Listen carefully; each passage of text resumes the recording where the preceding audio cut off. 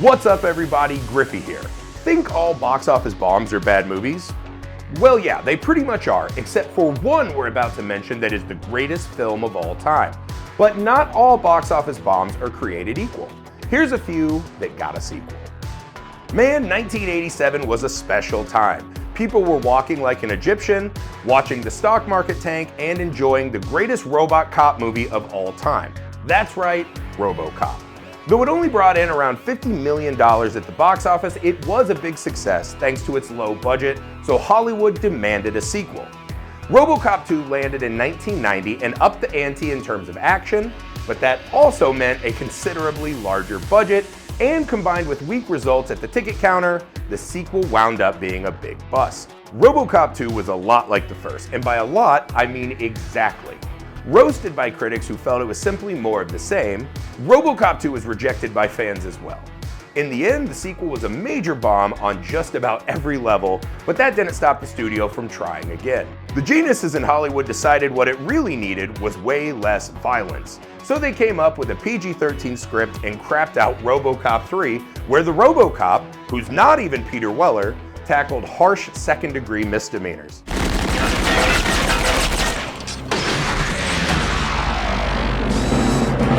Police officer, no loitering. It too was a major disaster, barely topping $10 million at the box office. Highlander is the greatest movie of all time. How many times do I have to say it? If this clip doesn't bring a tear to your eye, you have no soul. Who are you? We are the same, McCloud. We are brothers! While Highlander received strong reviews, it couldn't even make back its modest budget in theaters because ultimately the world is a vampire. Thankfully, the Earth realized the glory that is Highlander once it made it to VHS rentals, and the studio rushed to make all things Scottish once again. Highlander 2: The Quickening came out in 1991. It's a movie with a bigger budget and a bigger cast. The moral of the story is that sometimes Scottish things need to be smaller, because Highlander 2 bombed pretty hard. It's still great, don't get me wrong, but it is not Highlander great. If anything, it gets too much hate, but I am contractually obligated to keep my Highlander rants to a dull roar, so let's just move on. 1994 saw Highlander 3, The Sorcerer, and 2 more theatrical follow-ups by 2007. In between was a highly successful TV adaptation that ran for 6 seasons and that got its own short-lived live-action spin-off, as well as a pair of animated efforts, proving once again that Highlander is the greatest film of all time. Why is this even on this list? Did The Godfather get a TV show? No. Citizen Kane didn't even get a sequel. It was The Sled! The Sled! The Rocky Horror Picture Show is a story on screen and off unlike any other. Based on a stage musical, it tells the story of a gender-bending alien scientist on a quest to create the perfect human specimen when an ordinary young couple, Brad and Janet, stumble upon his work.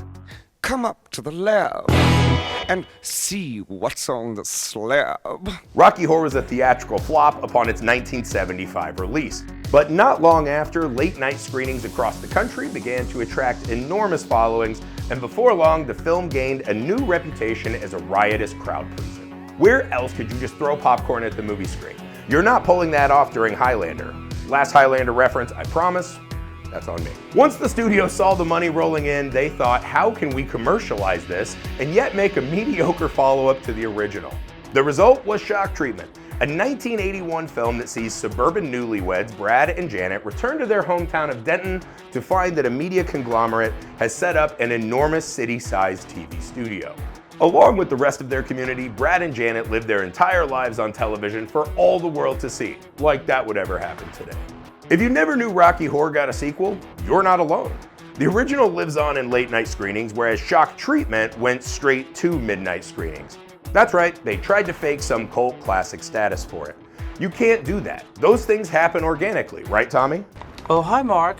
You know what Paramount loves? Toys. They hit gold with Michael Bay's Transformers in 2007, so Paramount dug into the toy box and pulled out G.I. Joe, The Rise of Cobra 2 years later. Surely, if a movie about talking alien cars could become a massive blockbuster, a movie about a fighting force of action heroes with worse aim than stormtroopers could do the same. The problem is that they went a little too big with a mammoth $175 million budget. And while that definitely helped the movie look great on the big screen, it made it doubly hard to be a hit. By the end of the film's run, The Rise of Cobra still hadn't doubled its budget, which is the typical barometer for a movie to be considered successful. Raking in $300 million isn't exactly nothing, so maybe if they tried again, upped the appeal with some big names and kept the budget trim, they could do better.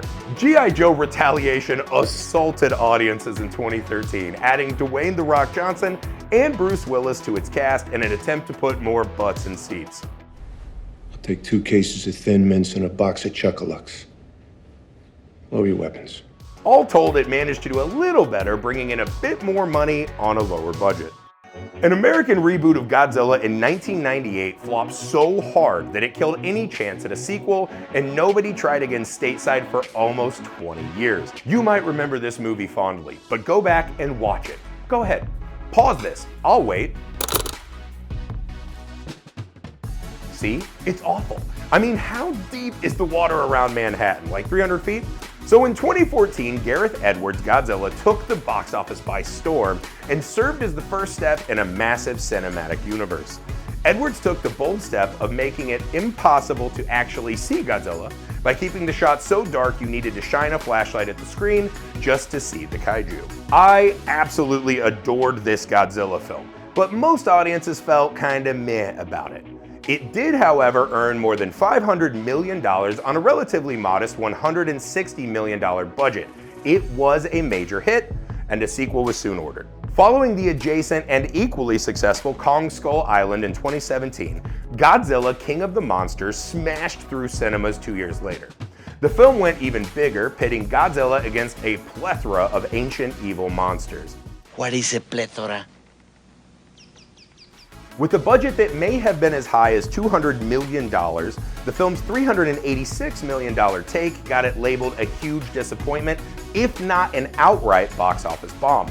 As a result, the already planned Godzilla vs. Kong was delayed by 8 months. This was only made more problematic because, I don't know if they had it around you, but here in this universe, the world closed for about a year. Eventually, the crossover Clash of Titans dropped in 2021 and accumulated almost $470 million.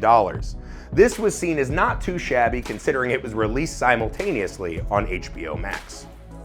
Has anyone seen that movie, Tron? No. No. No. No. No. No. No. No. No. No. No. Yes. I mean, no. Here's the deal. No matter how revolutionary the film may have been, Tron was simply too far ahead of its time.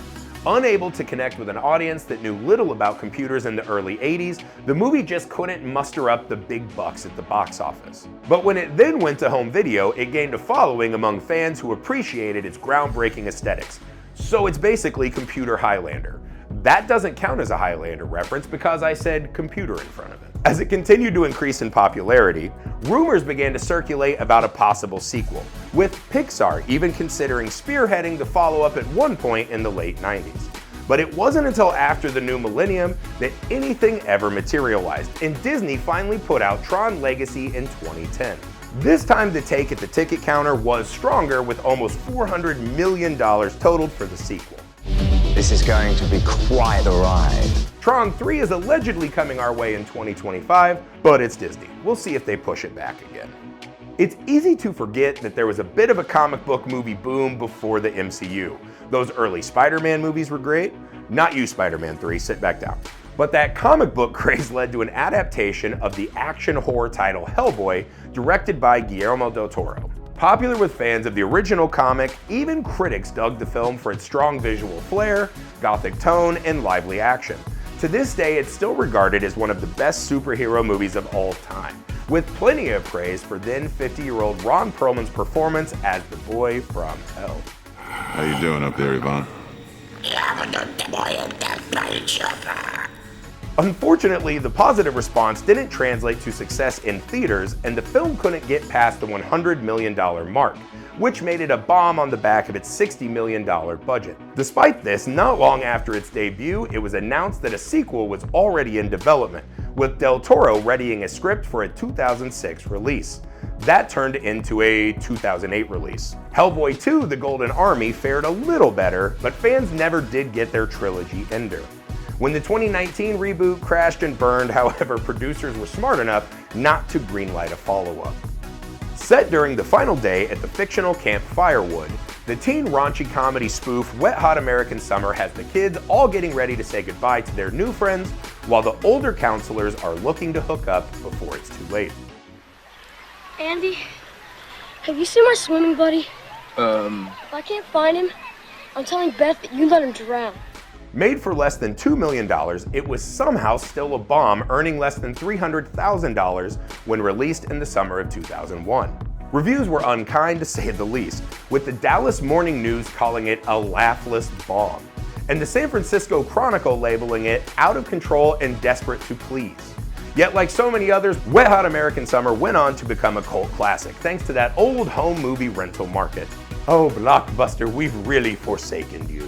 Though it took a while, a sequel finally materialized in 2015 with the Netflix streaming miniseries Wet Hot American Summer: First Day of Camp, which took the goofiness to a whole other level. It must have been a hit because it got another follow-up, Wet Hot American Summer, 10 years later. Released the same year as Tron, Ridley Scott's Blade Runner is considered a masterpiece of cinema. Brilliantly shot and featuring Daryl Hannah using her atomic elbow on a car window, the film is an immersive future world and an homage to film noir. I can wax poetically as much as they'll let me, but you already know that despite having all the ingredients to become a blockbuster, it was a spectacular box office bomb. In the decade since its release, Blade Runner became one of the most widely analyzed sci-fi films of all time, even seeing numerous re-releases on home video, including extended and director's cuts. Eventually, after years of rumors, a legacy sequel finally got off the ground. Starring Ryan Gosling, Blade Runner 2049 arrived in 2017 and brought Harrison Ford back in a supporting role, in a story set decades later as a new agent looks for answers regarding a replicant conspiracy. You're not gonna kill me, are you? Depends. What's your model number? Guess what? It bombed too. If I'm alive in 35 years, I'll come back and see if they've tried again. Before The Fast and the Furious, Vin Diesel starred in Pitch Black, a modest little indie sci-fi horror movie. Few probably expected it to launch a franchise, but after becoming a Hollywood A-lister, Diesel revisited the story for a sequel, ultimately titled The Chronicles of Riddick.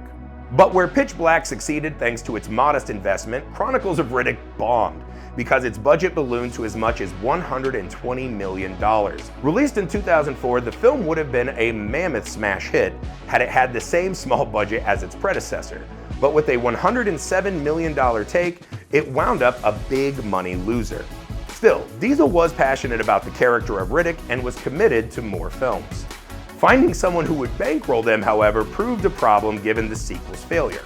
Finally, Riddick arrived in 2013, thanks in large part to Riddick financing the film himself from a lot of that Fast and the Furious money. They kept the budget reasonable, which allowed the film to be something of a success. Just goes to prove that age-old adage, family equals profits. I think they said that. If not, I just said it.